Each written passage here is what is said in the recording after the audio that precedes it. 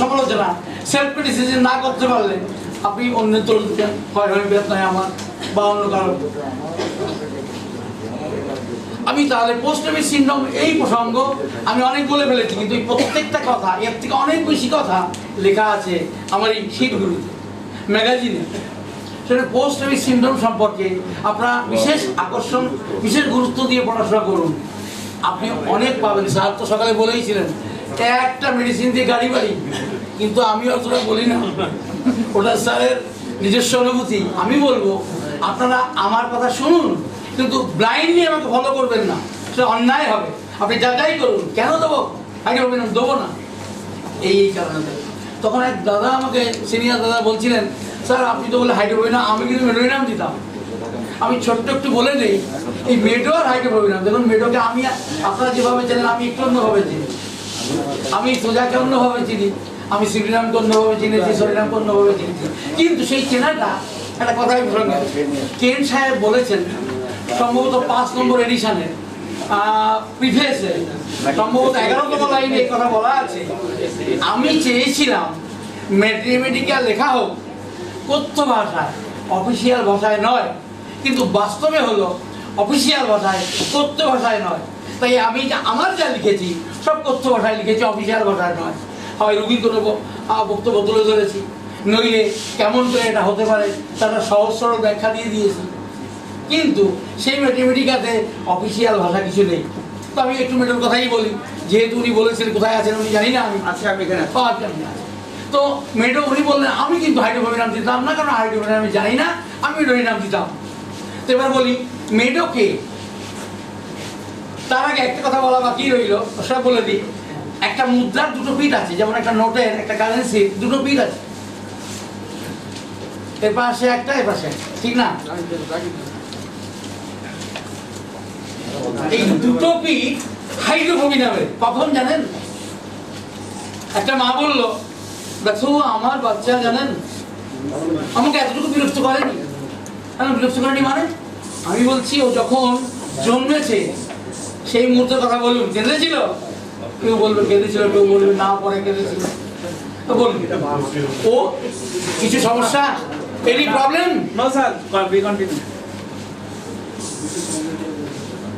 একজন মা বললো তখন তো কেঁদেছিল, কিন্তু আমার বাচ্চা সত্যি কথা বলতে কি আমাকে এতটুকু কেঁদে বিরক্ত করে।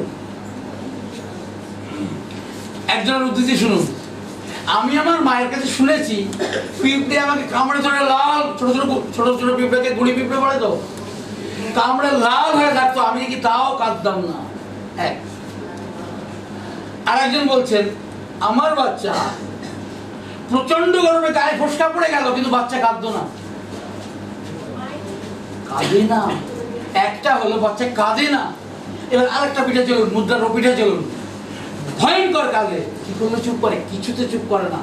আমাকে 3-3টে মাস আমাকে শেষ করে দিয়েছিল, শুধু কান্না কান্না আর কান্না। তবে হ্যাঁ সত্যি কথা বলবো কি, ও যখন পেটে ছিল তখনও জ্বালিয়েছে, ও যখন পেট থেকে বেরিয়েছে তখনও জ্বালিয়েছে, ও 5 বছর বয়সে তখনও জ্বালিয়েছে, এখন 21 বছর বয়সে এখনো জ্বালায়। তাহলে হাইড্রোফোবিয়ার দুটো নাম আছে, একটা হলো ভয়ঙ্কর শান্ত, ভয়ঙ্কর ভালো। ভয়ঙ্কর ভালো কেন বললাম একটু পরে বলছি।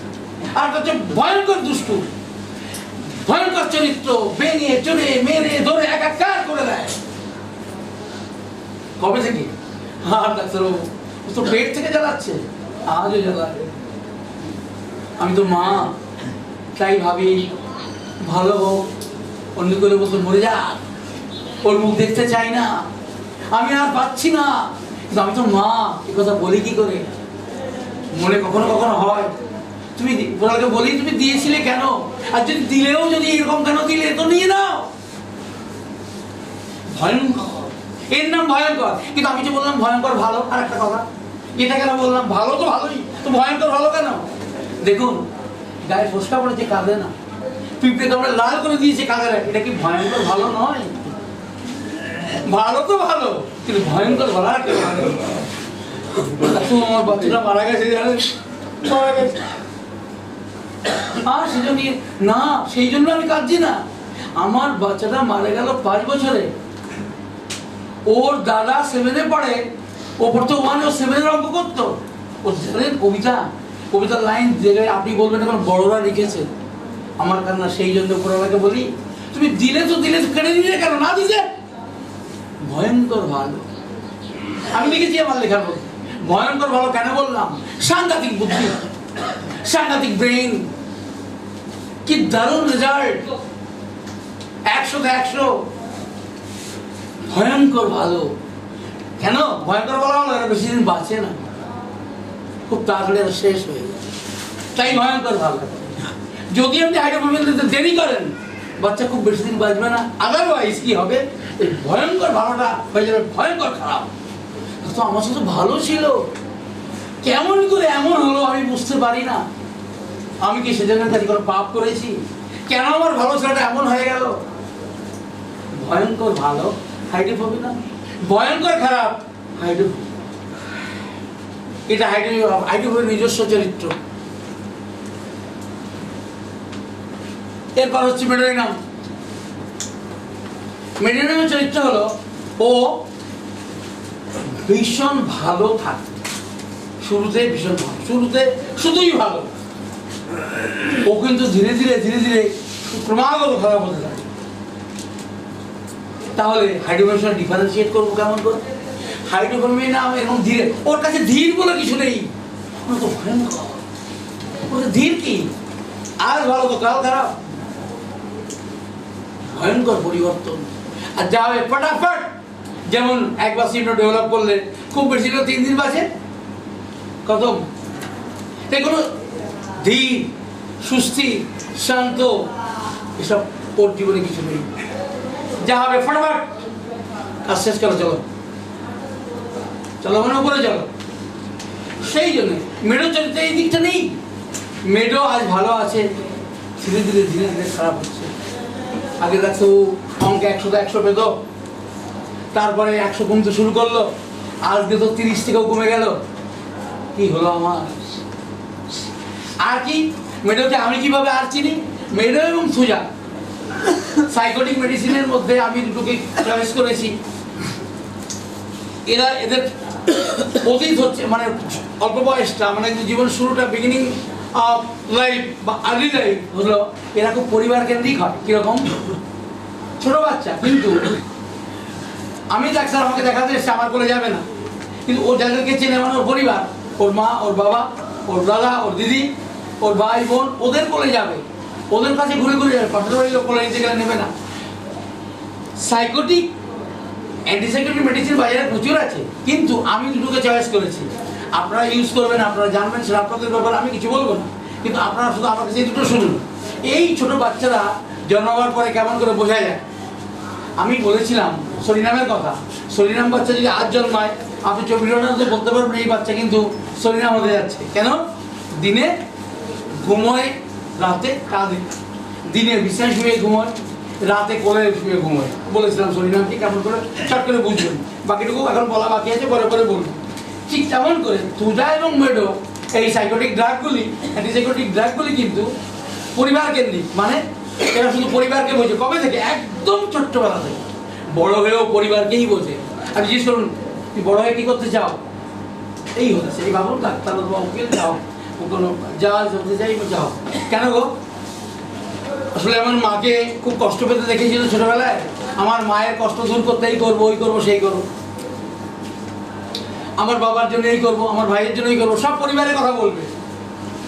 আবার টিউবারকুলার বাচ্চারা বলবে আপনি কি হতে চান ভাবতেন ছোটবেলায়? যা ভেবেছি তাই হয়েছে। কি করেছেন? কি বুঝেছেন আপনি? আমি ভাবতাম আমি ইঞ্জিনিয়ার হব। কেন গো? আমাদের বাড়ির রাস্তাগুলি, গ্রামের রাস্তাগুলি চলার মতো নয়, বর্ষাকালে চলা যায় না, মানুষের কত কষ্ট। দেখুন আমি একটা কথা বলে ফেলেছি, মানুষের কত কষ্ট। টিউবারকুলার ডায়াবেটিসের মানুষরা এই কথাটা বেশি ইউজ করে। মানুষের জন্য করবো, মানুষের জন্য রাস্তা বানাবো, মানুষের জন্য ওষুধ দেবো, মানুষের জন্য বিচার লড়বো, বিনা পয়সায় কেস লড়বো, সব মানুষের জন্য। এই মানুষ শব্দটা ওরা বেশি বলে, কারণ মানুষ শব্দটা কিসের প্রকাশ? কসমোপলিটান নেচারের প্রকাশ। কসমোপলিটান কি? ওরা মনে করে গোটা পৃথিবী আমার বাড়ি, গোটা পৃথিবীর মানুষ আমার ভাই বোন, আত্মীয় স্বজন, এই গোটা ধরনী তল আমার বাড়ির মেঝে, তাই পৃথিবীর সব মানুষকে নিজের আত্মীয় ভাবে, আর এই আত্মীয় ভাবে বলে ও পৃথিবীর জন্য মানুষের জন্য কাজ করতে চায়। তাই এদের কথার মধ্যে শুধু মানুষ আর মানুষ আর মানুষ, সব কিছু বলবে আপনি মানুষের জন্য করতে চান। ছোটবেলায় কি করতে? তোমার কাছে পয়সা থাকলে কেউ তোমাকে খাবার এনে দিলে তুমি কি করতে? আপনি কি করতেন? পুরো মানুষ আপনি কি করতেন? তাই স্যার আমাকে যদি কোনো খাবার এনে দিত, প্রথমে আমার পকেটে কিছুটা রেখে দিতাম, তারপরে ভাই বোনদের ভাগ করে দিলাম। কেন পকেটে রাখছে? আমাদের পাশের বাড়িতে ওরা খুব গরিব ছিল, আমি জানি ওর বাবা মা এগুলো কিনে দেয় না, আমি ওটা আগেই ঢুকিয়ে দিতাম পকেটে, বিকেলের সাথে দেখা হলে দেবো। তো কসমোপলিটন নেচার, এই কসমোপলিটন নেচার টিউবারকুলার ডায়ালিসিসের সব থেকে বড় চরিত্র, এবং সেটা বোঝা যায় খুব ছোট্টবেলা থেকে। সেখানে না আছে সর্দি কাশি, না আছে টিবি। ফ্যামিলিতে টিবি আছে কি না আছে আমার দেখার দরকার নেই, আমি খুঁজবো ওর মধ্যে কসমোপলিটন মেন্টালিটি ছিল কিনা। আমি আরও জিজ্ঞেস করবো, যদি মা বেশ থাকে বলবো আপনার বাচ্চা কান্নাকাটি করতো না, শান্ত ছিল? শান্তও ছিল, কান্নাকাটিও করতো। কান্নাকাটি করলে আপনি কি করতেন? কখনো কোলে নিলে চুপ করতো খাওয়ার সময়, কিন্তু বেশিরভাগ সময় ওকে নিয়ে ঘুরেই বেড়াতে হতো। আর একটু ভালো করে জানলে জানা যাবে, ও যেই বাড়ির কেউ বাইরে বেরোতো ও তার সঙ্গেই পিছন ধরতো, খুব বেড়াতে ভালো। আচ্ছা এখন কি ভালো লাগে আপনার? একটা প্রশ্ন আছে ওখানে, ছোটবেলায় আপনার সব থেকে বেশি আনন্দ কিসে হতো? অনেকে বোঝে না, আপনাকে অপশান দিতে হবে। কোনো বাচ্চা আনন্দ পায় খেলে, কোনো বাচ্চা আনন্দ পায় খাওয়া দাওয়া করে, ভালো খাবার পেলে, কোনো বাচ্চা আনন্দ পায় গল্প করে, কোনো বাচ্চা আনন্দ পায় কোনো মোবাইল কথা বলছিল, তাই না? কোনো কেউ আনন্দ পায় ঘুরে বেড়িয়ে। আপনার কোনটা আনন্দ ছিল? ডাক্তারবাবু তখনও আর এখনো আমি পয়সা আমার মাইনে থেকে একটা টাকা আমি আলাদা করে রাখি, বেড়াতে না গেলে দম আটকে আসে। এই যে ব্যাপারটা কিন্তু কসমোপলিটন নেচার। আপনি তার ফ্যামিলিতে টিভি পাবেন কি পাবেন আমি জানি না, কিন্তু হোমিওপ্যাথি দর্শন কিন্তু এই কথা বলেছে কি টিউবারকুলার ডায়ালিসিসে ফ্যামিলি হিস্ট্রিতে টিভি আছে কিনা। আপনারা খুঁজবেন তা নয়, আপনারা খুঁজবেন কসমোপলিটন নেচার ওই পরিবারে আর কার ছিল। আচ্ছা আপনি তো বেড়াতে ভালোবাসেন, আর কে বেড়াতে ভালোবাসতো? আমার মা অশান্তি করতো আমার বাবার সঙ্গে বেড়াতে না গেলে বছরে একবার। আমরা খুব বড় লোক তো নই, বলতো এক বছর বছরে একবার যাওয়া যায় না, তোমার বিয়ে করার দরকার কি ছিল? এইরকম অশান্তি হতো শুধু বেড়াবার জন্য। কখনো কখনো আমি এই প্রশ্ন জিজ্ঞেস করি, আপনার স্বামী আপনাকে অপশান দিয়েছে এই গয়না নেবে, তাহলে বেড়াতে যাওয়া হবে না। আর যদি বেড়াতে যাও গয়না নেবো না, যে কোনো একটা নিতে হবে, বলে আমার গয়না দরকার নেই, বেড়াতেই যাবো। কসমোপলিটন নেচারকে আপনাকে আমার লেখাপড়ে ঠিক করতে হবে। কসমোপলিটন নেচারে পড়ে কি পড়ে না আমি আমার লেখার মধ্যে সব দিয়ে দিচ্ছি ডিটেলসে। শুধু পার্থক্য হলো বইয়ের ওই সিমটমগুলি টিউবারকুলাম বাসিলাম ড্রসার সিমটম আমি লিখিনি, আমার ম্যাগাজিনে আছে বটে, বিভিন্ন রাইটারের উদ্ধৃতি আমি দিয়েছি, কিন্তু প্রেসক্রাইবিং পয়েন্ট কিন্তু আমি লিখেছি। কাউকে টিউবারকুলাম বাসিলাম ড্রসা দিতে গেলে কসমোপলিটন আর কি হলো না, সর্দি কাশি লাগুক না লাগুক, গলা ব্যথা হোক না হোক, কসমোপলিটন নেচার থাকতে হবে ছোট্টবেলা থেকে। কত বয়স থেকে? একদিন বয়স থেকে কোলে নিয়ে না ঘুরলে বাচ্চা কান্না বন্ধ করতো না। This is the idea regarding Cosmopolitan habit. কবে বুঝলাম বাচ্চাটাকে টিউবারকুলার অ্যান্টিটিউবারকুলার ড্রাগ নিতে হবে? যেদিন জন্মেছিল একদিন বয়স। No symptom is needed, only cosmopolitan habit. কোলে নিয়ে ঘুরলে আমার বাচ্চা চুপ করতো, আদারওয়াইজ চুপ করানো যেত না, শুধু দুধ খাওয়াবার সময় কোলে, তারপরেই থাকবে না। তাহলে এই ম্যাথমেটিকা বইতে নেইও, এটা হচ্ছে কথ্য ভাষায় লেখা, অফিসিয়াল ভাষায় নয়। তাই এই ভালোবাসা সেই ভালোবাসা সব কিছু নেই। ভালোবাসা অবশ্য একটা আছে, ঘুরতে চায়। কবে? একদিন বয়সে। এখন বয়স কত? 90। এখনো আপনি চলতে পারেন না। ও দেখো বাইরে বেরোলে আমার শরীর ঠিক হয়ে যায়, বুঝুন একবার। আরে বলেছিলাম তাই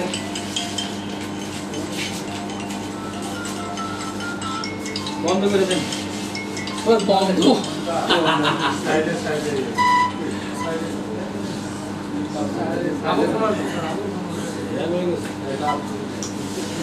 তাহলে আমরা মানে আমি যে ম্যাথমেটিক্যাল লিখেছি সে কিন্তু শুরু হয়েছে জন্মদিন থেকে, জন্ম মুহূর্ত থেকে। বড় অবস্থায় করা, কারণ আমি তো বিরোধী, পেশেন্টের কেস টেকিং এর বিরোধী।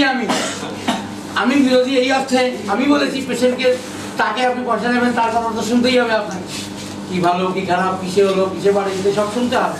মেডিসিন যখন দেবেন তখন আপনাকে ওকে পিছনে নিয়ে যেতে হবে, খুব বয়স্ক মানুষ। কিন্তু কেমন করে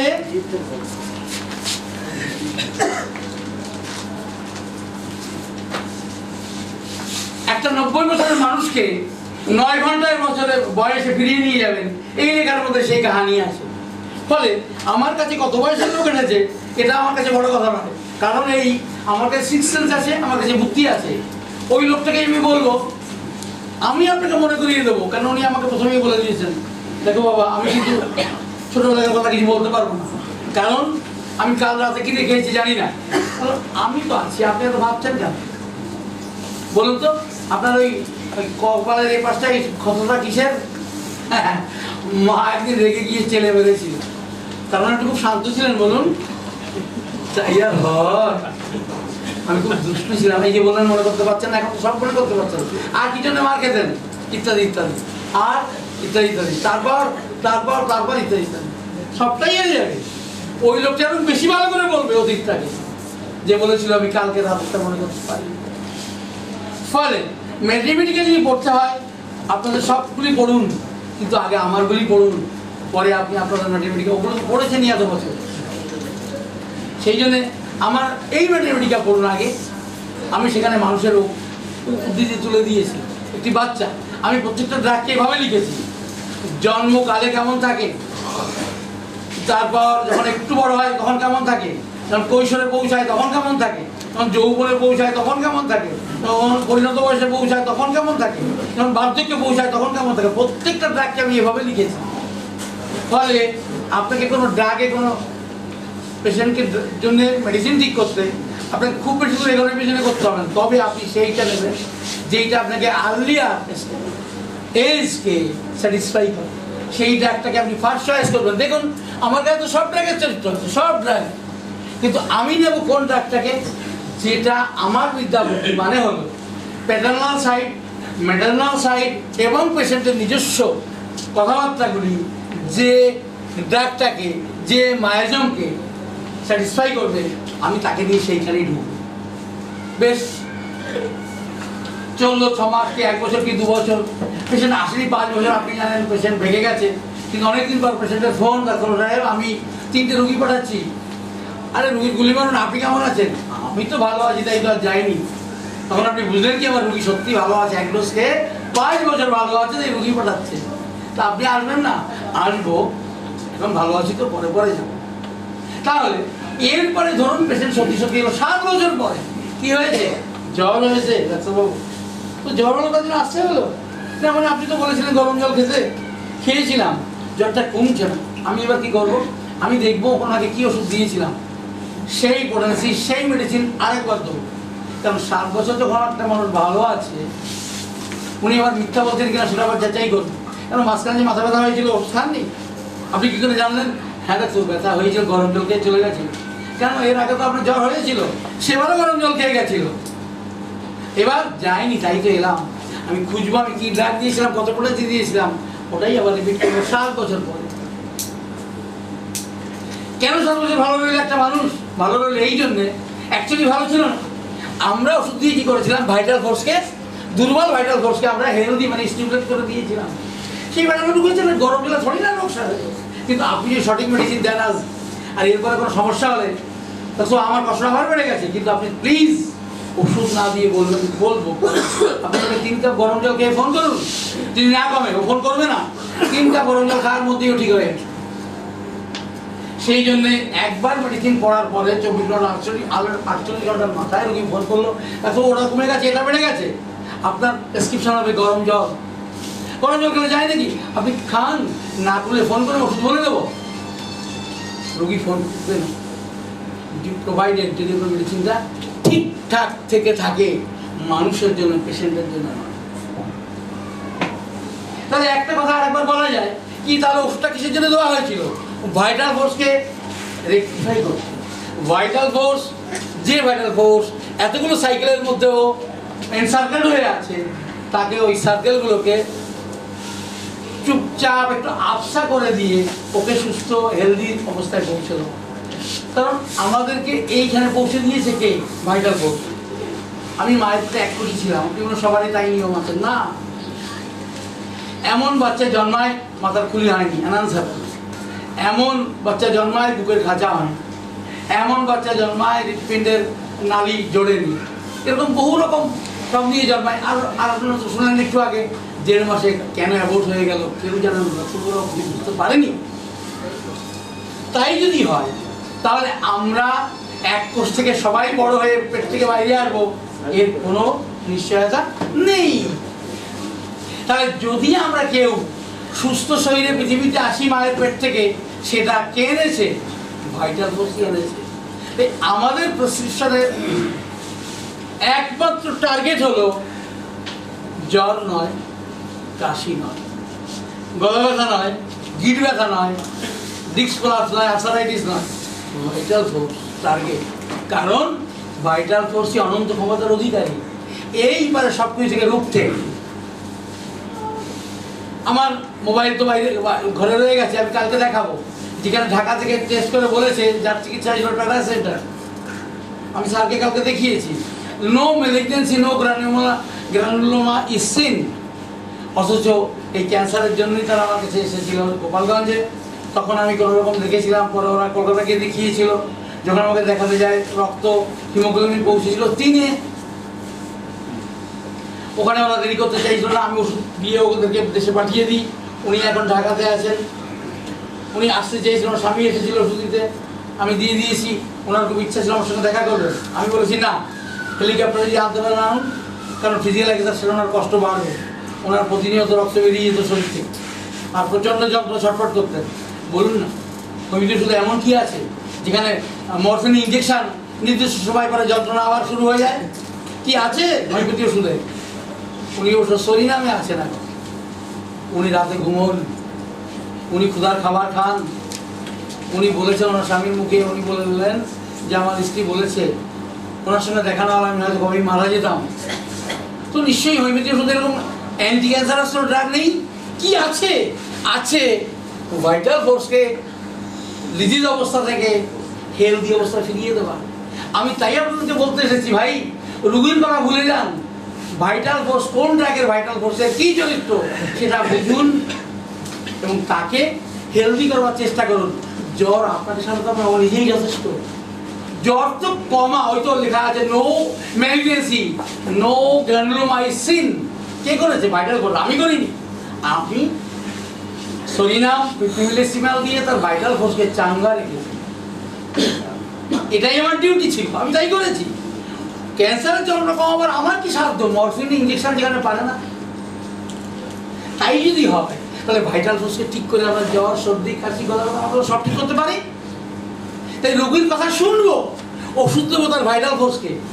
আমাদেরকে আমার এই লেখাগুলি থেকে বুঝতে হবে কোন ড্রাগের ভাইটাল ফোর্সের কী চরিত্র। ফলে আমি কিছু মাথায় রাখবোই না। অস্টিওমাইলাইটিস, পুজ বেরিয়ে যাচ্ছে, পুজের সঙ্গে হাড়গুলো টুকরো টুকরো বেরিয়ে যাচ্ছে। বলুন না কি ওষুধ দেবেন? এলাকার তো কয়েকবার অপারেশন করেছে, আবার শুরু, পা তো ছোট হয়ে গেছে, 2বার অপারেশন করে কেটে বাদ দিয়েছে। তো কি এমন ক্ষমতা আছে ওষুধের যে বন্ধ করলে? আসলে বন্ধ তো করেছে ভাইটাল ফোর্স। ওষুধ তো দেওয়া হয়েছিল ভাইটাল ফোর্স আইডেন্টিফাই করে। এই কথা আমি বলতে এসেছি। কেমন করে আমরা ভাইটাল ফোর্সকে চিনবো, আইডেন্টিফাই করব? কেমন করে ভাইটাল ফোর্সকে রেকটিফাই করব মেডিসিন দিয়ে? এবং কি হবে আমাদের চলার পথ? আমি কিভাবে চললে আমি ভাইটাল ফোর্সকে সহজে চিহ্নিত করে স্মুথলি এগিয়ে যাব? দেখো আপনার ওষুধ খাওয়ার পর মাথা ব্যথা চলে গেছে, বুক ব্যথা বেড়ে গেছে, গরম জল খেয়ে ফোন করুন। ফোন করবে না, কারণ ব্যথা চলে গেছে। ওষুধ দেওয়া হয়নি মাথা ব্যথার জন্যে, ওষুধ দেওয়া হয়নি বুক ব্যথার জন্যে, শুধুমাত্র ভাইটাল ফোর্সে রেকটিফাই করা হয়েছিল। সেই ঢুকেছে, ফলে রোগী কি নিয়ে এসেছে ওটা আমার কোনো মাথা ব্যথা নেই। তবে একটা সময় আপনারা দেখতে পাবেন যখন আরো আমার সঙ্গে চলবেন, একটা রোগী এসছে বলছে দেখো আমার ডাক্তার বলে দিয়েছে যে হার্ট হয়ে গেছে, এই নিয়ে ট্রান্সপ্লান্ট করতে হবে। কত না এক এক পায়ের জন্য 60 লাখ, তাহলে কত হলো 1,20,000। আমি বললাম কথাটা খুব ভালো, আপনি 1,20,000 পরে এখন দুটো পা আছে, তখন 4টে পা হবে, পয়সা দিয়ে তো পা বাড়বেই, পয়সা তো এমনি এমনি নয়। উনি বললেন, আমি ডাক্তারকে বলেছি আমি মরে যাই ভালো, অপারেশন আমি করবো না, কেসটা এখানে। তাই বললাম আমি আপনাকে কথা দিলাম আপনি অপারেশন ছাড়াই বেঁচে থাকবেন, বাকি জীবনটা সুস্থ পাবে, তবে কলকাতা আসতে হবে। দোয়া হয়েছে, ওটা দেওয়া হয়েছে কেন, কথা শুনলে একটা আইডিয়া হয় কিরকম। বললাম আচ্ছা আপনি ক নম্বর বাচ্চা, আপনার মা মায়ের এত নম্বর, বাকিরা কি জন্য বকা খেত, আপনি কি জন্য বকা খেতেন, মার খেতেন? উনি বললেন বকা খেয়েছেন ছোটবেলায়, বড় হয়ে থোড়ি না খেয়েছি, তখন তো বুদ্ধি হয়েছে। এই সিমিনামের পেশেন্টরা এই বুদ্ধির কথা বলে, তা তো জানেন তো, অনেক অকাশ কাকাশ করেছি, অনেক মার গালাগালি সব খেয়েছি, কিছু বুদ্ধি হলো, আরে বুদ্ধি হলো ক বছর, তা এখন আমি 6-এ পড়ি, তখন তো বুদ্ধি হয়ে গেছে। কেস কিন্তু সিভিল বুদ্ধি হয়েছে। সরিনাম বলবে কি শুনুন। আচ্ছা আপনি কেন বকা খেতেন? ওই ঘুরে ঘুরে বেড়াতাম, যাত্রা, থিয়েটার, নাটক এইসব। তারপর বড় হলেন, ও বকচই। আরো বড় হলেন, বকা আমার জীবন থেকে যায়নি। তারপর আপনার বিয়ে হলো, তো ওই জন্যই বিয়ে দিল যেন আমি ঘর নেই, আয় করি, সে আমি ওই রকমই। তারপর এখন বউ বকে, তারপর এখন এই বৃদ্ধ বয়সে বললো আর শরীর পারে না। আমি বললাম আমি আপনাকে শরীরটাকে ঠিক করে দেবো, আবার যাবো। 60 বছরের বৃদ্ধ বললো আবার যাত্রা, থিয়েটার করবো, কোথায় ঘুমিয়ে গেছে, রোগী চলে যাবে কি? 60 বছরের মানুষ, তখনও যাত্রা থিয়েটার করে বেড়াতাম, এখনো করবো, যদি আমার শরীরটা একটু ভালো হয়। কোথায় বদলালো? বুদ্ধি কবে হলো? শ্রীরাম বলেছিল যে বুদ্ধি হলো আর বকা খাইনি, এর বুদ্ধি কবে হলো? 60 বছরও হয়নি। শুনুন, স্যার আমাকে একটা কথা বলেছিলেন যে ছেলেরা ভর্তি হয়েছে 200, পরীক্ষা দেবে 200, ক্লাস করে 10। আমি স্যারকে বলেছি উইথ ডিউ রেসপেক্ট, বললাম স্যার হোমিওপ্যাথি অর্গানো রাখবেন, সেটা 10 জনই যাবে, কারণ ওটা করলা উঠছে জানেন দূষিত। কিন্তু যদি আপনি টক বুঝিয়ে চাটনি করতে পারেন আপনার বক্তব্য দিয়ে, তাহলে কিন্তু আরে যাই স্যার না স্যার গল্প বলবে, হোমিওপ্যাথি গুলিমার গল্প তো শুনি। আমি এটা বলেছি হোমিওপ্যাথি বিজ্ঞান সত্য কথা, কিন্তু একটা ভাষাকে দুভাবে বলা যায়, একটা করলা দিয়ে আর একটা চাটনি দিয়ে, টক মিষ্টি চেটে চেটে খাওয়া যায়। তো যদি আপনার কাছে ব্যাপারটা চাটনির মতো হয়, আপনাকে আমাকে কিছু মনে করে দিতে হবে না, আপনি নিজেই এগিয়ে যাবেন বীর গতিতে। তো চলুন আমরা পরের আলোচনায় আবার ফিরে যাই। পোস্ট ট্রমা সিনড্রোম নিয়ে আর কিছু বলছি না, পরের কথায় যাবো। Post trauma syndrome, PTS। এখানে আমার একটু কথা ছিল, কি বলবো কি? আপনাকে যদি বলতে বলি সবাই বলবে, আমি জানি অনেকের অনেক কোশ্চেন আছে পোস্ট ট্রমা সিনড্রোম। এবার যাই আমরা PTS, post trauma syndrome. Trauma মানে আঘাত নয়, আরো কিছু। ও আচ্ছা, পোস্ট ট্রমা সিনড্রোম মানে আঘাত নয়, ট্রমা মানে আঘাত নয়।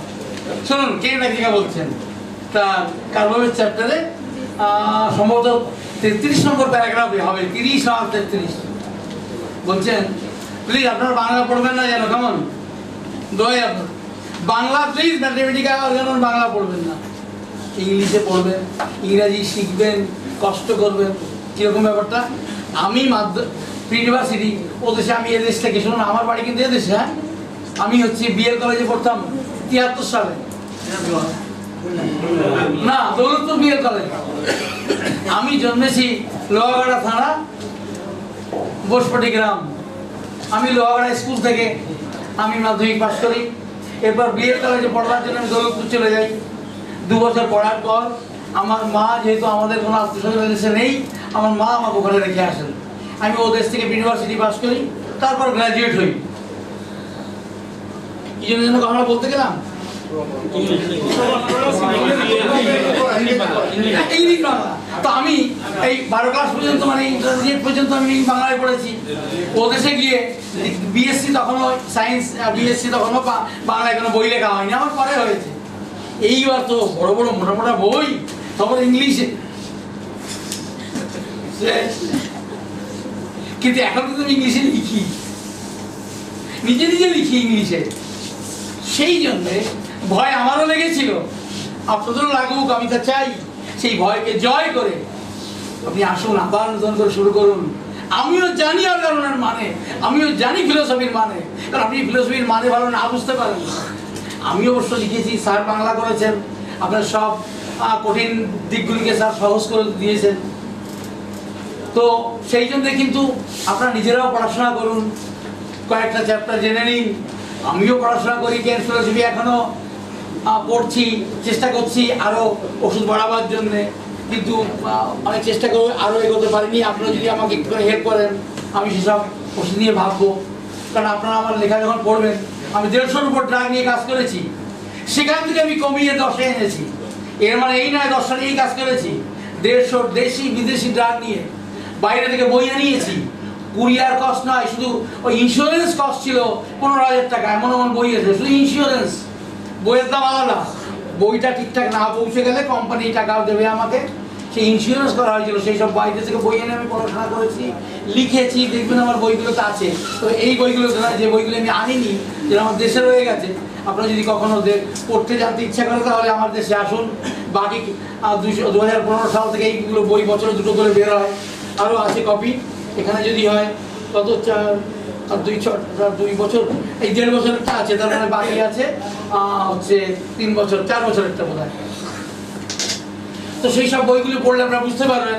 আমি আজ 10টা ড্রাগ নিয়ে এসেছি, কিন্তু একসময় তো আমি 150 ড্রাগ নিয়ে কাজ করেছিলাম।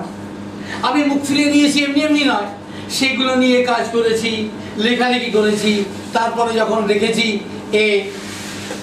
মনে হচ্ছিল অমলেট, পরে দেখে ডিম ভাজা, ডিম ভাজা দেখে আমি অমলেটের মোহে আমি খেতে গেছিলাম, পরে দেখলাম ডিম ভাজা নিয়ে এসছে, হাঁটাও, আমি খাই না।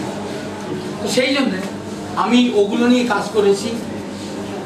কস্টিকাম, ল্যাকেজি, একবার দেখলাম একটা লেখা ফেসবুকে কেউ লিখেছে, ল্যাকেজিস ছাড়া কি করে হোমিওপ্যাথি হতে পারে, সেটা আসেনি। তোমার কথা হলো ল্যাকেজিস কেন, সব ড্রাগই লাগবে, কিন্তু কথা হলো আমরা যে পৌঁছে গেছি আর্লি লাইফে, মায়ের পেটে। তো পৃথিবীতে এমন কোনো ম্যাথমেটিক্যাল লেখা হয়নি যে মায়ের পেটে ড্রাগকে চিনবো। যা লিখেছি আমিই লিখেছি, মায়ের পেট থেকে ড্রাগ চিনবো। হয়নি জন্ম এখনো। আমি তো এও বলেছি, আপনি আজ বলতে পারবেন যাদের বিয়ে হতে যাচ্ছে আগামী দিন, ওর সঙ্গে কথা বলে ওদের বাচ্চা কি হতে পারে, আপনি তাও বলতে পারবেন, কিন্তু ম্যাথমেটিক্যাল তো লেখা হয়নি সেভাবে। তাহলে তুমি বলো ল্যাকেজিসের মায়ের গর্ভে কি হবে, ল্যাকেজিস জন্মাবার পর কেমন আচরণ করবে, ল্যাকেজিস 5 বছর বয়সে কেমন আচরণ করবে, ল্যাকেজিস 10 বছর, 15 বছর, 20 বছর, 25 বছর কেমন আচরণ করবে। এরপরে ভাববো ওর বিকল্প কেউ এখানে 10-এর মধ্যে আছে কিনা ভাববো। সব ড্রাগ নিয়ে তো কাজ করেছি, ইউজ করেছি, তবু কেন রাখিনি। আপনাদের মনে হতে পারে স্যার কস্টিকামগুলো কোথায় গেল, পিপিআর বলবেন ককুলাস ইন্ডিকাস কোথায় গেল, আপনার অনেক প্রশ্ন, অনেক কথা। কিন্তু যখন আপনি আর্লি লাইফে ফিরে যাবেন, তখন দেখবেন সব ফিকে হয়ে গেছে, পড়ে আছে এইটা 10টি ড্রাগ। তো পিটিএস, পোস্ট ট্রমা সিনড্রোম, কেন সাহেব তার ম্যাথমেটিক্যাল ওই কার্বনের চ্যাপ্টারে 30 আর 33তম প্যারাগ্রাফে লেখা বলছেন, রুগীটা এত বেশি মাল্টি ড্রাগিং হয়েছে, ডাক্তারবাবুদের হাত ঘুরে ঘুরে, বিভিন্ন থেরাপিউটিক সিস্টেমের হাত ঘুরে ঘুরে, আজকে কোনো সিমটম অবশ্য নেই যাকে নিয়ে আপনি ওষুধ দিতে পারেন। ওনার ইংরেজি গণনার একটা অংশ হলো, আমার লেখার মতো সব পেয়ে যাবেন, না লিখলেও চলবে। When you are in a confusing state, we are thinking what medicine should give, then you give carbohydrates. মানে হলো শুনুন, এটা পোস্ট ট্রমা সিনড্রোম। ট্রমা কেন? আপনি একটা ওষুধ দিয়েছেন, আপনার বস, আপনার স্যার একটা ওষুধ দিয়েছে, আপনার প্র্যাকটিসার মেডিসিন স্যার একটা ওষুধ দিয়েছে, যেহেতু মেলেনি তাহলে প্রতিবাদ তার মাথায়। এই তো হচ্ছে ট্রমা, তো হচ্ছেই। আজকে ট্রমা হতে হতে আর কোনো দিশা নেই। আমি তো বলেছি, কেন বলেছেন, তখন আপনি কার্বোভেজ দিন, কারণ পোস্ট ট্রমা মানে হলো এই এই আঘাত করেছে বিভিন্ন থেরাপিউটিক সিস্টেমের বিভিন্ন ডাক্তারবাবুরা, দিয়ে দিয়ে কিছুই আর পাওয়া যাচ্ছে না। কোনো সিমটম মনে হচ্ছে কস্টিকামের, কোনো সিমটম মনে হচ্ছে ল্যাকিসিসের, কোনো সিমটম মেডোরিনামের, হসপস, carotic state. Then you give কার্বোভেরিন। দিন আর দেখুন মজাটা কোথায় কার্বোভেরিন। কালকে কার কেস ছিল ক্যান্সার, অল্প বয়সী একজন মহিলার কার কেস ছিল? আছো সে সিরাজগঞ্জ মজিদ আছো? খবর নিছো? কি নিছো? স্যার ও এখনো মোটামুটি ভালো আছে স্যার। আচ্ছা, কথা হচ্ছে এই জন্য না, ক্যান্সার আমি মোটাই ভালো করে দেয়নি, এটা আপনাদেরকে জানানোর উদ্দেশ্য ছিল। উদ্দেশ্য ছিল ওরও একটা ক্যান্সার হোমিওপ্যাথের কাছে কখন আসে? সবাই যখন মেলে মেলে শুয়ে দেয় তখন বলে ভাই সবাই বলছে তোর বাঁচবে না, তারা হোমিওপ্যাথের দেখাও। ভাবটা এইরকম, হোমিওপ্যাথি ডেথ সার্টিফিকেট লেখার জন্য বসে আছে। এমনই একটা কেস, কেসটা যখন আমি অন্য রোগী দেখছিলাম কাল, ওর স্বামীর ঘাড়ে মাথা দিয়ে এমনি করেছিল, মানে ঘাটটা সোজা করতে পারছিল না। পরে কিন্তু সোজা করে বসে খুব দৃঢ় স্বরে তার বক্তব্য রেখে গেছে। না তাই বলে তো ভালো হয়ে গেছে সে কথা। কথা হলো যেখানে একটা মানুষ ক্রমাগত ভুগে ভুগে শেষ হয়ে যাচ্ছে, তো কার্বোভেরিনকে পথ দেখিয়েছে পোস্ট ট্রমা সিনড্রোম। একে অনেকদিন বাঁচিয়ে রাখা যাবে। যে স্বামী আবার ভাবছে, স্বামী ইয়ং, বউটা ইয়ং, ছোট্ট একটা বাচ্চা, কোথাও ভাবছে মরে গেলে ঘরে নিয়ে বিয়ে করতে পারি। এ মরছে না বাচ্চা, ওরা সেটা মরবে কবে? আমি ওকে বললাম দেখো বাবা, বিয়ে তোমার হচ্ছে না, মরবে। আমি এখানেই বলেছি যেমন আপনাদেরকে। তো সেই জন্য দেখুন কার্বোভেরিনকে কেন দেওয়া হয়, গ্যাস অম্বল ইত্যাদি, তাও কার্বোভেরিন 13 নয় কার্বোভেরিন 6। দেখবেন লেম্যান গুলো দোকানে গিয়ে বলে ভাই বড়িতে কার্বোভেরিন 6 দাও তো, বলে 30 দাও তো। কিন্তু কার্বোভেরিন এমন মেডিসিন নয়। আমার স্যার তখন বলছিলেন যে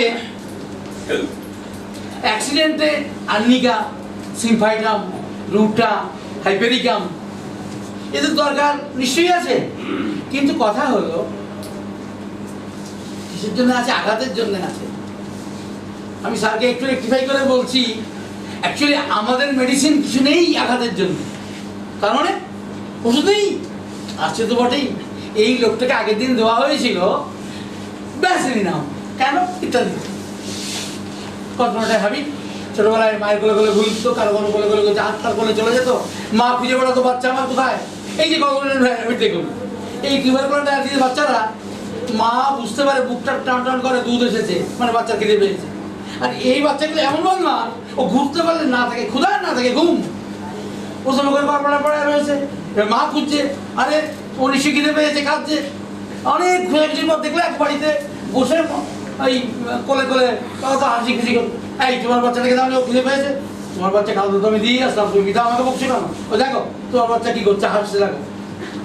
দেখলেন তো, খিদের টাইম হয়ে গেছে, মা বুঝে গেছে, বাচ্চা বুঝেনি, ঘুরে বেড়াচ্ছে ঘুরে বেড়াচ্ছে। তো ভাবুন এমন একটা কেস ব্যাসিলিনাম দেওয়া হয়েছিল, আপনি জেনে নিয়েছেন ছোটবেলা। যাওয়ার পথে ও ওই রাস্তায় একটা খোয়াতে লেগে নখ উঠে গেছে, আর রক্ত আর ব্যথা। হাইপেরিকাম না, আমি তো বলেছি মানুষকে ওষুধ দেবেন না, আঘাতকে দেবেন না ভাই, না ম্যালেরিয়া, না আঘাত, না জ্বর, না সর্দি কাশি। তো ব্যাসিলিনাম তো আঘাত লেগেছে ভাই, তো নার্ভ এন্ডিংস ওখানে, তো তার জন্য কিছু করো, হাইপেরিকাম দাও। আমি বলি ওই আঘাতটা রেকটিফাই করবে ভাইটাল ফোর্স। আমি সেই ভাইটাল ফোর্সকে স্টিমুলেট করেছি যে ব্যাসিলিনাম সিএম দিয়ে থাকে, তো কিছু দেবোই না, বলবো ভাই তুমি একটু কি বলবো শেক গরম পানি কিছু দিও, কারণ ক্ষতটা কে সারাবে গো? ভাইটাল ফোর্স সারাবে। কার ভাইটাল ফোর্স? ওর ব্যাসিলিনামের ভাইটাল ফোর্স, ব্যাসিলিনাম সারাবে। হাইপেরিকামের কি দরকার আছে? কারণ হাইপেরিকাম কি করে? আঘাত ছাড়া। আর ব্যাসিলিনাম ওনার ভাইটাল ফোর্স কি করবে? পুরো সিস্টেমটাকে অটো রেগুলেটেড করে ব্যথা যন্ত্রণা কমিয়ে দেবে, ক্ষত দ্রুত শুকিয়ে দেবে। কে করবে? আমি নই, আমার কোনো দায় নেই। আমি বলো ভাই কোনো চিন্তা নেই, আমি আছি, শুনে ফোন করো, যে ব্যাসিলিনাম খাওয়ানো আছে সেই ঠিক। আর যদি সিএম খাওয়ানো না থাকে আমি বলবো তুমি সিএম জলে মিশিয়ে 3 বার খেয়ে নাও। এই 3 বার খেয়ে নাও ব্যাপারটা একটু বলি, আপনারা যারা পুরোপুরি শোনেননি কথাটা, আমার লেখার মধ্যে আছে, আমি শুধু একটু রেক্টিফাই করেছি। 200 হোক আর সিএম হোক, যাই ঠিক করা হলো তার জন্য 1টি বা 2টি দানা 1 গ্লাস জলে ফেলুন। তো কালকে অনেকে কি করা হয়েছে, কোথাও এখানে গ্লাস পাবে তো 500 বোতল কিনতে বলা হয়েছে, 250 খেয়ে নিয়ে যাচ্ছে, 250-এর মধ্যে ছিল, 1টা বা 2টি দানা ফেলে দেওয়া হয়েছে। এটাকে এক আর দুধ থেকে যেমন 50 মিনিট খাওয়ানো হয় এরকম করে ঝাঁকি দেওয়া হয়েছে। ঝাঁকি দেওয়ার পর বলা হয়েছে আপনি 1 সিপি বা 1 মুখ খেয়ে নিন। 15 মিনিট পর আবার ঝাঁকি দিন 15টা। আমি আমার লেখাতে লিখেছি 10 ঝাঁকি, স্যারকে বলেছি 15 লিখে দিতে। 15 ঝাঁকি 15 মিনিট অন্তর 1 সিপি 3 বার মাত্র ফেলে দিন, জলটা বোতলটা ফেলে দিন। আর যে বাড়িতে আপনারা গ্লাসে বানিয়ে খাবেন 250 গ্লাসে 200 সাধারণ জল দিন, একটা বুড়িয়া বা 1 দানা বা 2 দানা দিয়ে দিন, দিয়ে চামচ দিয়ে ক্লকওয়াইজ 15 বার ঘোরান, 1 চামচ খান। দেখে রাখুন 15 মিনিট পর আবার 15 বার ঘোরান, 1 চামচ খান। দেখে রাখুন 15 মিনিট পর আবার 1 চামচ খান। 3 বার খাওয়া হলে ফেলে দিন ওষুধটা, আর চামচ আর গ্লাস থেকে গরম জলে ধুয়ে নিন। এটা হচ্ছে সেন্টিসিমেলের বেলায়। আর 50 মিলিসিমেলের বেলায় তো এমনি 500 থেকে একটু কমিয়ে নিয়ে 1টা দানা বা 2টো দানা ফেলুন, আর ওইরকম 15 ঝাঁকি 1 সিপি যতক্ষণ অন্তর খেতে বলা হবে খান। সে দিনে 1 বার হতে পারে, দিনে 10 বার হতে পারে, দিনে 50 বার হতে পারে, অবস্থার পরিপ্রেক্ষিতে।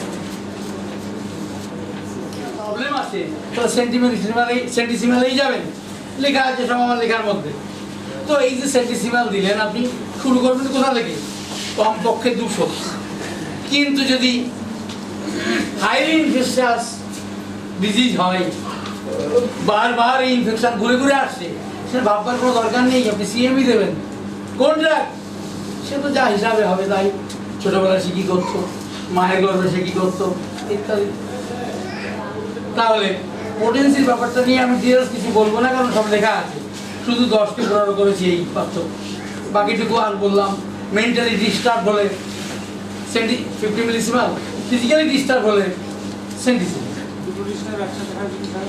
দুটো ডিস্টার্ব একসাথে বেশি হয়, তখন আমি মেন্টালটাই কি বেশি গুরুত্ব দেবো? আমি 50 মিলিসিমেলেই যাবো। পেশেন্ট বলে দেবে, এবার আমি কি করবো? পেশেন্ট দ্রুত সিমটম সিস্টেম পোটেন্সি এক্সস্ট করে যাচ্ছে। 01 কিছুদিন ভালো হইলো, 02, 03, 04 ইত্যাদি করে খুব দ্রুত। আপনি তখন সেন্টিসিমেল 1টা 2টো দিয়ে দেখতেই পারেন। কিন্তু আবার এর সঙ্গে একটা মিল আছে, কিন্তু হেফাজত নয়,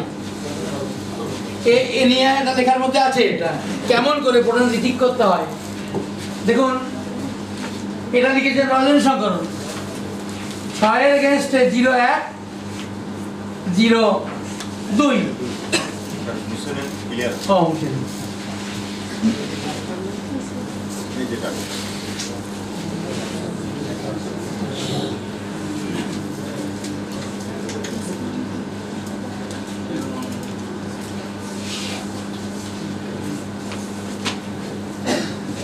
আমার লেখার মধ্যে ডিটেলস পেয়ে যাবেন, আমি শুধু সংক্ষেপে একটু বলি।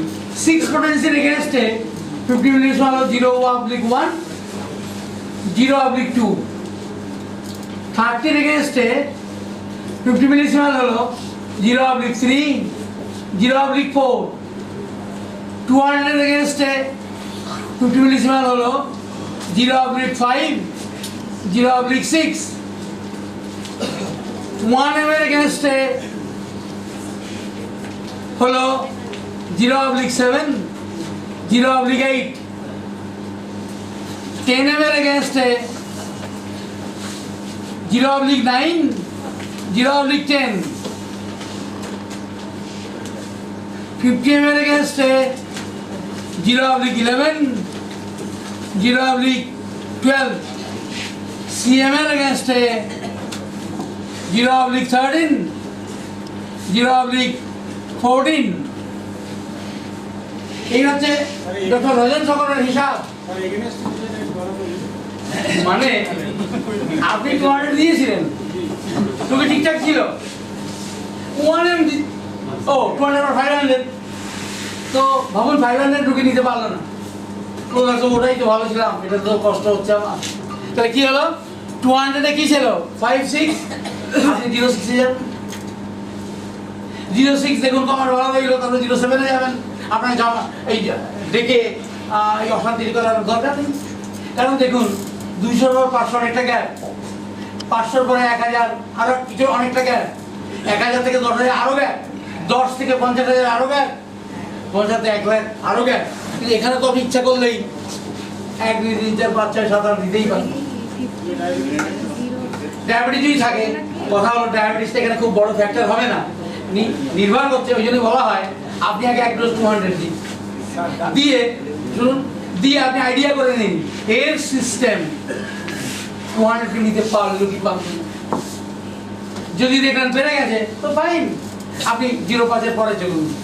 না পারেনি 0.3 এ আসুন, পাচ্ছে না 0.2 এ আসুন, পাচ্ছে না 0.1 এ আসুন, তাহলে ডায়াবেটিস নো প্রবলেম। কারণ ডায়াবেটিসটা পেশেন্টের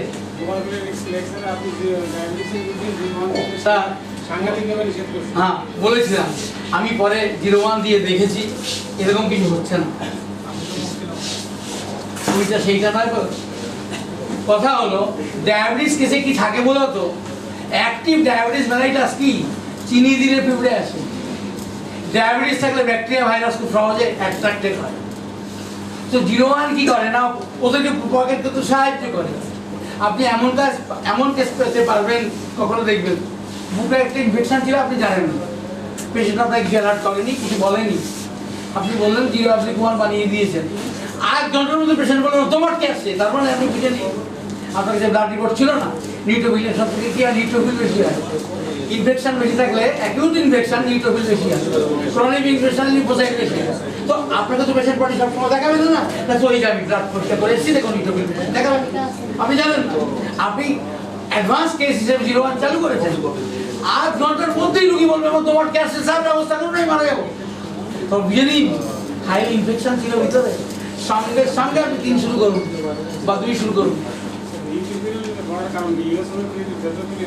নিউট্রোফিল তো হলো ম্যাক্রোফাজ, ও এনগালফ করে, কক করে খেয়ে নেয়, ইসোফিল খেয়ে নেয়। কিন্তু এক্ষেত্রে অ্যাকিউট ইনফেকশনে নিউট্রোফিলের অ্যাক্টিভ ভূমিকা, অ্যাকিউট ইনফেকশনে এর সব ভূমিকা। তাই তো আমরা যদি ভাইটাল ফোর্সকে স্টিমুলেট করে রাখি, কোন ইনফেকশন ঢুকেছে, সোরিক মায়াজম অরপিডোমিনেন্ট নেই, ডিসিসিভ আছে, ভাবুন গনোরিয়ার জার্ম ঢুকেছে, ভাবুন টাইফয়েডের জার্ম ঢুকেছে, যাই ঢুকেছে সব, যেহেতু ভাইটাল ফোর্স ওকে আছে, ধরুন ম্যাক্রোফাজ মানে ইন্ট্রোফিলগুলো ওকে আছে, যেই মতো রুগীর সঙ্গে সঙ্গে করছে। কখন খায় না, এইডস যদি হয়, হ্যাঁ না স্যার এই ক্ষমতা নিউট্রোফিলের সব থেকে বেশি। এইডস হয়েছে কি হয়, T4 সেল এরা যখন শেষ হয়ে যায় তখন এইডস এর সিনড্রোম ডেভেলপ।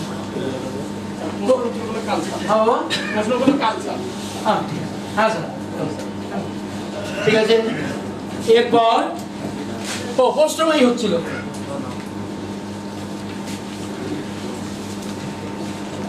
স্যার তো এই কথা বললেন যে যখন মাল্টিপ্লাইং হয়েছে, মানে বিভিন্ন জনের মাথায় বাড়ি মেরেছে, অনেকগুলো ক্ষত হয়েছে, ফলে আপনিও কোনো চরিত্র পাবেন না। আর প্রবেশ দিন এই একটা দিক। আর একটা দিক হলো মিসেলস হয়েছিল, দেখুন আমার এই ম্যাগাজিনটাতেই আছে।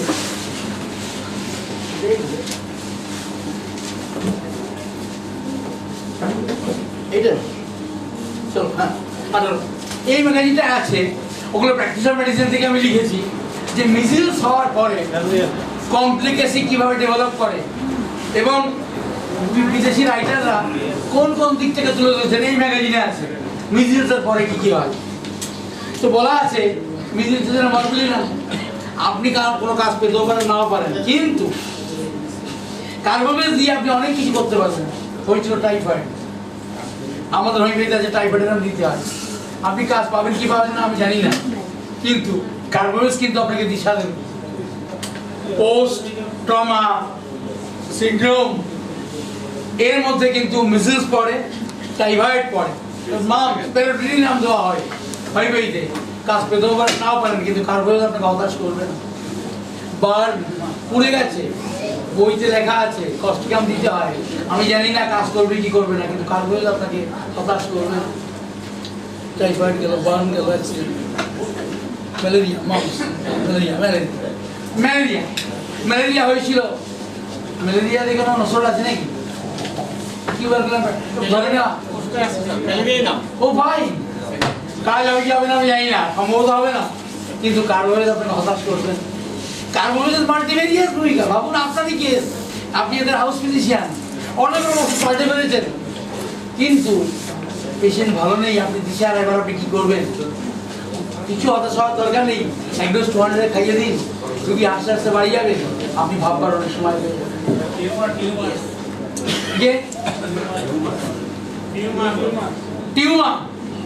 টিউমার কিন্তু পোস্টমার মধ্যে পড়ে না। টিউমার তো কোনো ডিজিজ প্রোডাক্ট, ওর মধ্যে কি আছে না আছে ওরা জানে।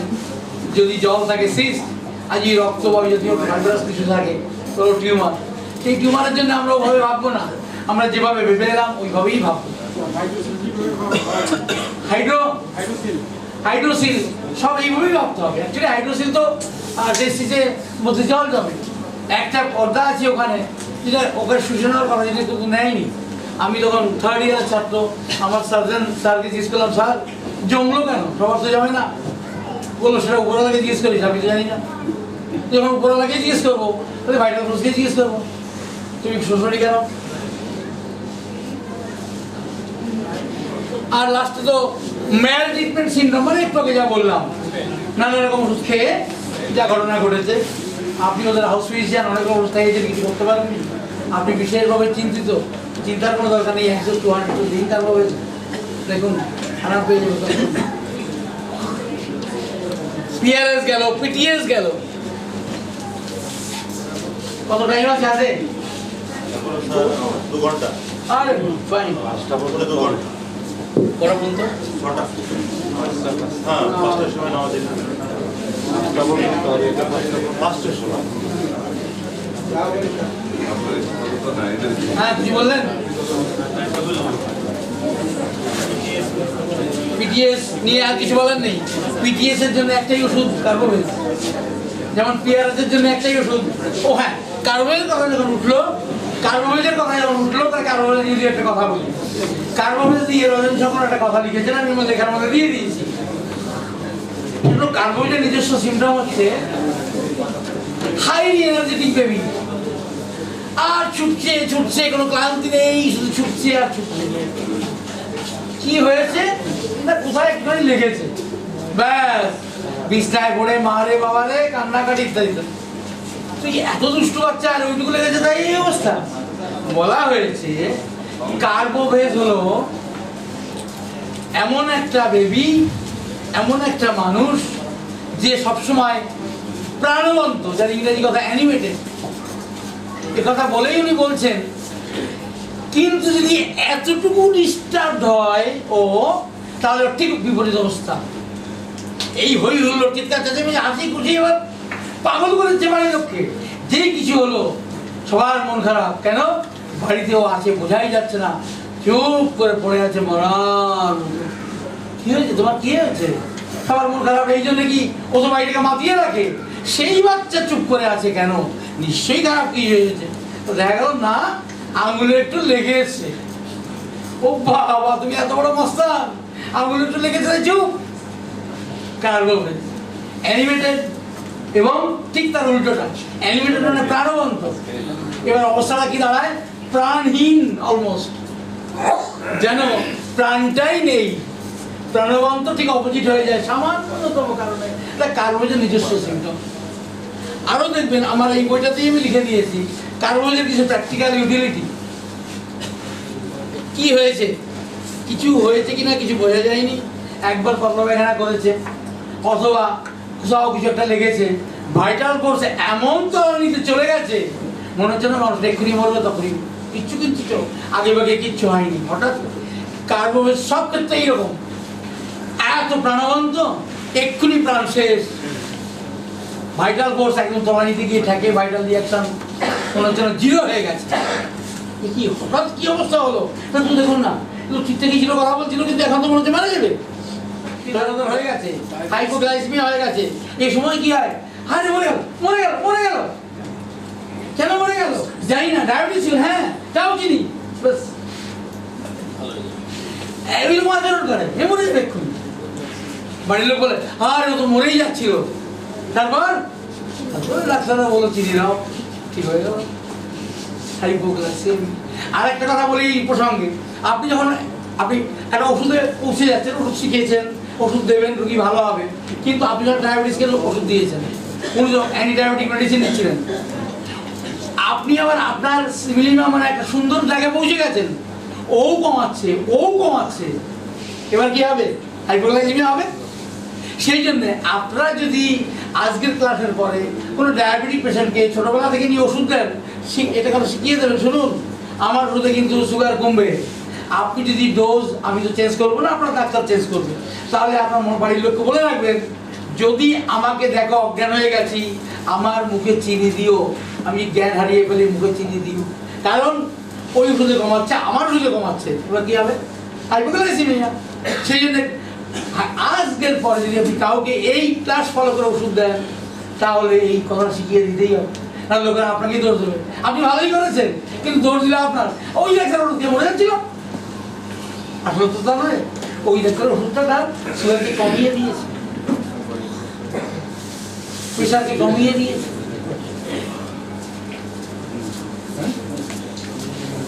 কার্বোহাইড্রেট নিয়ে আর কিছু ডায়াবেটিসটা এর মধ্যে কিছু না, অ্যাকচুয়ালি ডায়াবেটিস টিউবারকুলোসিস, আমি কথাটা বললাম এই জন্য, ওই অ্যানিমেটেড আর অপোজিট অবস্থায় ওই হাইপোগ্লাইসেমিয়া হলো ওইরকমই অবস্থা, অ্যানিমেটেড আর অপোজিট, তো সেইখানে কিন্তু কার্বোহাইড্রেট, যদি কার্বোহাইড্রেট প্রেশার হবে না হলে নয়। আর ডায়াবেটিস কি? টিউবারকুলোসিস না স্যার, ডায়াবেটিস কি ইনফেকশন আর ডিজিজ? না, ডায়াবেটিস আপনি বাড়িতে চিনি রেখে গিয়ে দেখবেন, আজকে বাড়িতে আপনি চিনি রেখে পায়খানা বক্স আসেই টুকরে রেখেছে, হয় কি না? যদি হয় তো ডায়াবেটিসটা কি মধুমেহ না? মধু আছে, তো মধুর জন্য তো ওরা আসবেই, ভাইরাল ব্যাকটেরিয়া, সেই জন্য ইনডাইরেক্টলি ওই ইনফেকশনকে ইনভাইট করে, যেহেতু রক্তে সুগারের পরিমাণ বেশি আছে, সেই অর্থ ইনফেকশন। আর তাই জন্য ডায়াবেটিস কারণে থাকলেই বিভিন্ন ইনফেকশন ডিজিজের উনি হলেন আধার, মানে সোর্স। সেই জন্য কোনো ওষুধ দিতে গেলে কি ওষুধ দিলে ইনফেকশন বাড়বে সেটাকে খেয়াল রাখতে হবে, ভাইরাল ব্যাকটেরিয়া প্রপাগেশন বেড়ে যাবে, বেশি বেশি পরিমাণে ওরা বেড়ে উঠবে, লোয়ার পোটেন্সিয়াল।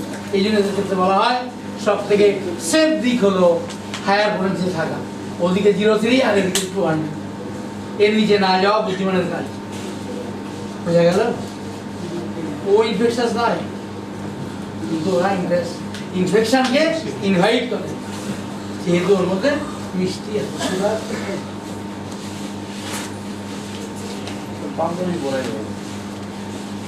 একদম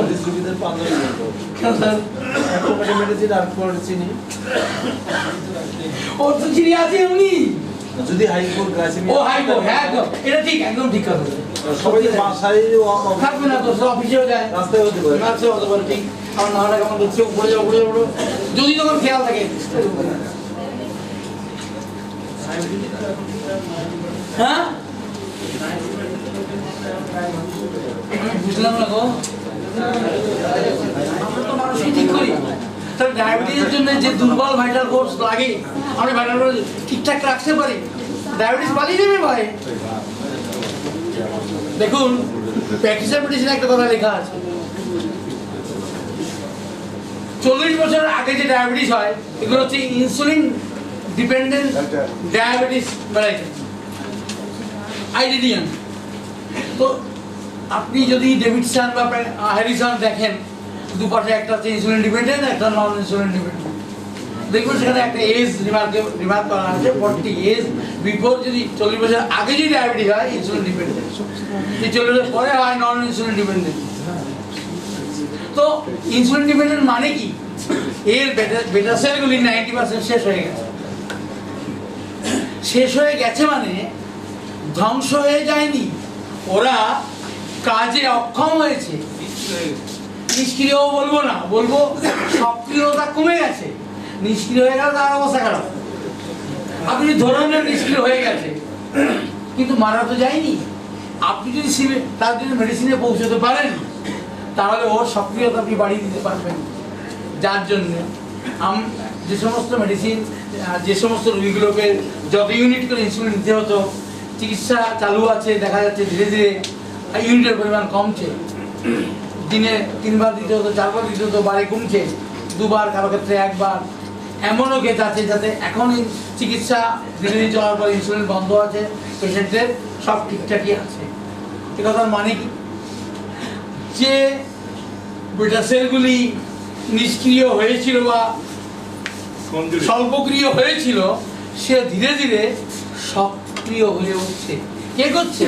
ওষুধ না, মিথ্যা কথা, ভাইটাল কোর্স করছে। তো ওষুধ কি করলো? ওষুধ ভাইটাল কোর্সের দুর্বলতাটাকে রেকটিফাই করে দিল, ঠিকঠাক করে দিল। এটাই কথা।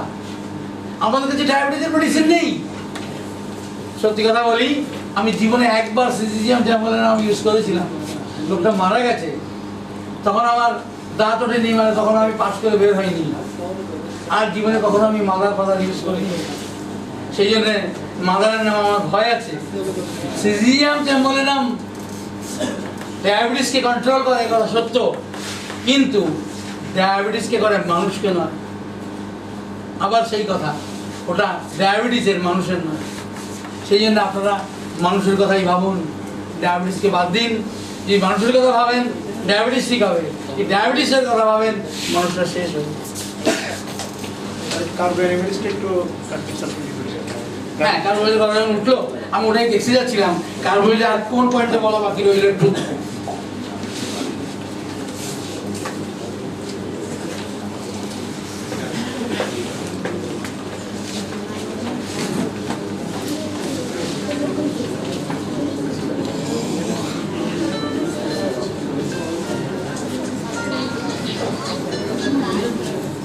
কার্বোহাইড্রেট আরেকটা গুরুত্বপূর্ণ দিক, অপারেশন হয়ে গেছে, ইয়ে করা হয়েছে, কি বলে,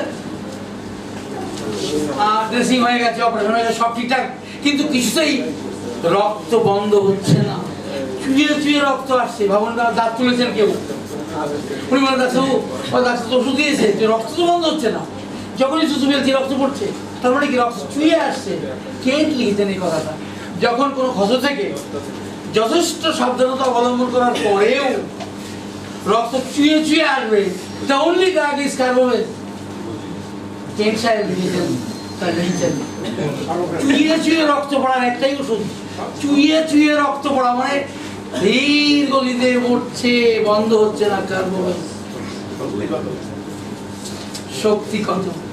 আপনি 200 আগে দিন, পরে ঠিক করুন কোন দিকে যাবেন, সেন্টিসিমেলে না 50 মিলিসিমেল। প্রথম প্রেসক্রিপশন হবে কার্বোহাইড্রেট 200।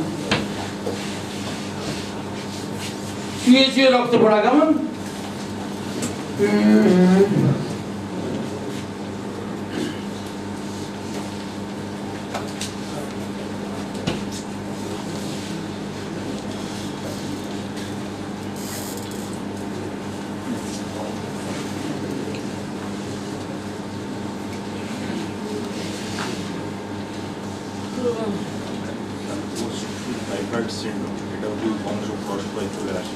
এরকম কোনো তথ্য নেই না।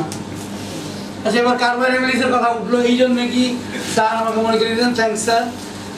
সে হলো কার্বোভেজ কোথাও কাজ করতে করতে আটকে গেছে, সেক্ষেত্রে আপনাকে প্রথম যার হেল্প নিতে হবে সেটা কার্বোহাইড্রেট। বহু ক্ষেত্রে দেখা গেছে কার্বোহাইড্রেট অসম্পূর্ণ কাজ কার্বোহাইড্রেট করেছে, কিন্তু আপনি কার্বোহাইড্রেট দিয়েছিলেন, এক্সপেক্টেড রেজাল্ট হয়নি, তাহলে কিন্তু দেরি না করে শরীরামেই চলে যেতে হবে। কারণ ল্যাক অফ ভাইটাল রিয়াকশনের কে রেক্টিফাই করতে পারে দুটি ড্রাগ, একটি কার্বোভেজ, একটি সরিনাম।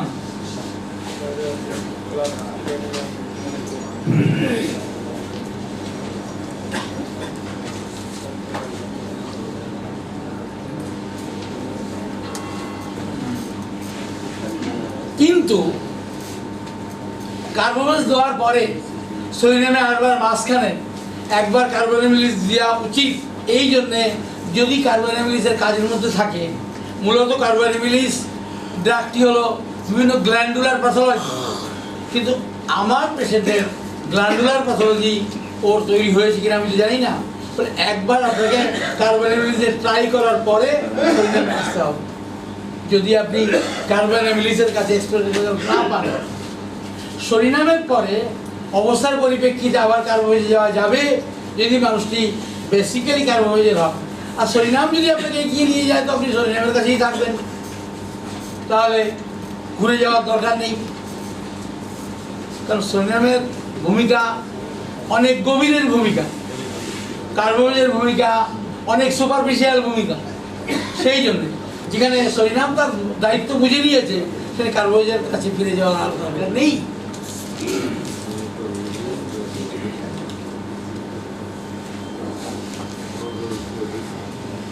কার্বোনিমিলিস তো গ্ল্যান্ডুলার সিস্টেমের উপর বেশি কাজ করে, কোন কোন গ্ল্যান্ডের উপর? স্যার সব গ্ল্যান্ডের উপরে, ব্রেন থেকে শুরু করে সব গ্ল্যান্ডের উপরে, এবং গ্ল্যান্ডুলার প্যাথোলজি ওর বিশেষ ভূমিকা। কিন্তু আমি বলবো আমরা তো মানুষ পেশেন্টকে দেবো না ওষুধ, আমরা তো মানুষকে দেবো, সেটা কার্বোনিমিলিসের কথা উঠবেই না। ওই অর্থে আমরা পেশেন্টকে ওষুধ দেবো না।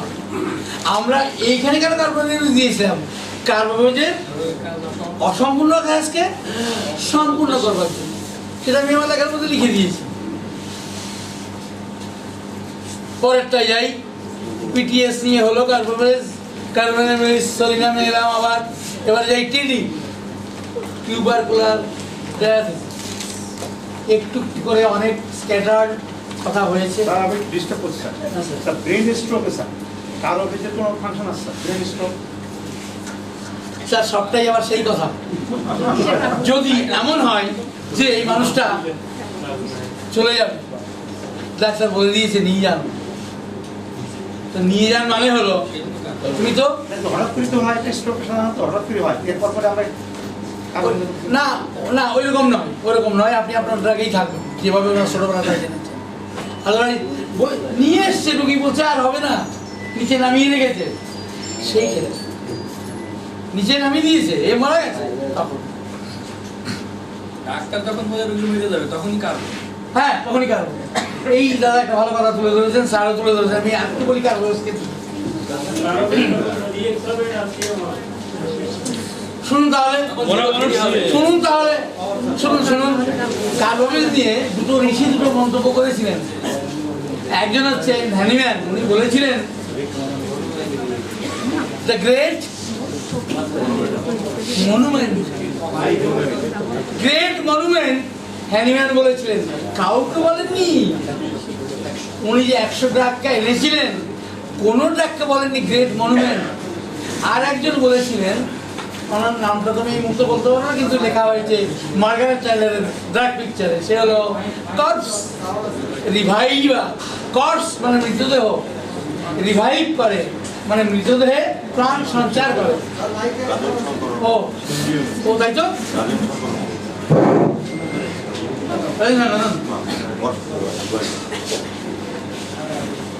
তুমি একবার দেখবেন পরে। তো কর্পস রিভাইভার, স্যার ঠিক আছে, কর্পস রিভাইভার আমি কি করবো বলো? নিচে রাখেন, ও নিচে রাখবো, ঠিক আছে।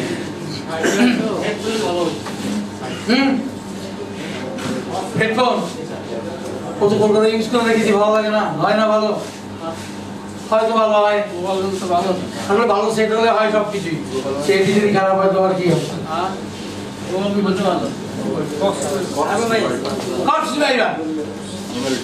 এমএল টাইলার না, আমার একটা ছাত্র ওর মাকে আনতে গেছে হসপিটাল থেকে, বললো নিয়ে যান, অক্সিজেন খুলে দিয়েছে, এই স্যালাইন খুলে দিয়েছে, বলো নিয়ে যান। ও বাড়িতে ফোন করে দিল, মাকে নিয়ে আসছি, ডাক্তার জবাব দিয়ে দিয়েছে। বাড়ির লোক খবর করে ফেললো, বুঝলো না, খবর করে ফেললো।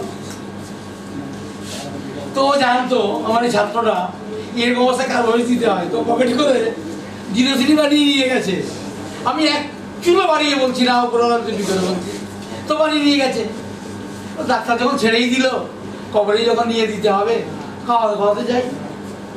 ও খাওয়াতে খাওয়াতে এলো, যখন বাড়ি পৌঁছলো মা উঠে উঠেছে, মা মারা যায়নি। 4 মাস মা বেঁচে ছিলেন, দেখেছেন, তার জন্য কবর খোঁড়া আছে, এই কবরে শুয়ে দেওয়া হবে।